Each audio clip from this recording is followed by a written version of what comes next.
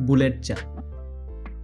ময়মনসিংহ শহরে থাকেন আর জয়নুল আবেদিন পার্কের বিখ্যাত বুলেট চা খাননি এমন একজন খুঁজে পাওয়া যাবে বলে আমার মনে হয় না। নামটা চায়ের সাথে অদ্ভুত শোনালেও আমাদের ময়মনসিংহবাসীদের জন্য একটি অত্যন্ত পরিচিত একটি নাম। শহরের যান্ত্রিকতা পেরিয়ে এসে পৌঁছালাম ব্রহ্মপুত্র নদের পারে। শীতের স্নিগ্ধ বিকেলে চোখে পড়বে সারি সারি রং বেরঙের ডিঙি নৌকা।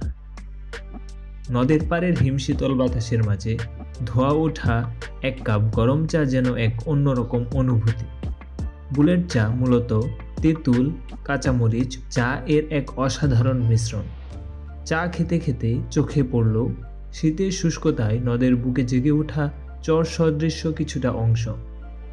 গধূলি বিকেলে নদের বুকে রঙিন পালে ভেসে চলা ডিঙি নৌকাগুলো শান্ত ব্রহ্মপুত্রের অলঙ্কার হয়ে আছে। সন্ধ্যা নামার আগে পার্কের এই মনোমুগ্ধকর প্রকৃতি আপনার মনে পৌঁছে দেবে এক অনন্য প্রশান্তি।